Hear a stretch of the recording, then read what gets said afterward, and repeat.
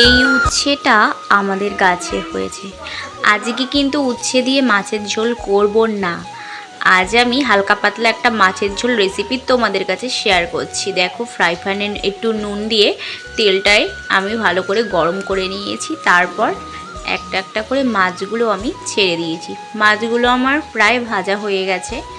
একই তেলে আমি কড়াইয়ের মধ্যে দিয়েছি কালো জিরে, আদা আর কাঁচা লঙ্কা বাটা। তো তারপর এর মধ্যে একটু নুন দিলাম, পরিমাণ মতো দিলাম হলুদ 1 চামচ। তো এটাকে আমি ভালো করে একটু জল দিয়ে কষিয়ে নিয়েছি। কষানো হয়ে গেলে জল ঢেলে দিলাম। জলটা একটু ফুটতে থাকলে মাছগুলো আমি ঢেলে দিচ্ছি, ভাজা মাছগুলো। এখানেই শেষ না, এর মধ্যে একটা মশলা দেবো, এটা হচ্ছে পোস্ত আর জিরে ভাজা। তো ভাজা মশলাটা আমি দিয়ে নিয়ে নামিয়ে দিলাম। ফাইনালি কিন্তু মাছের ঝোলটা আমার রেডি। একদম হালকা পাতলা মাছের ঝোল। তোমরা চাইলে ধনে পাতাও দিতে পারো।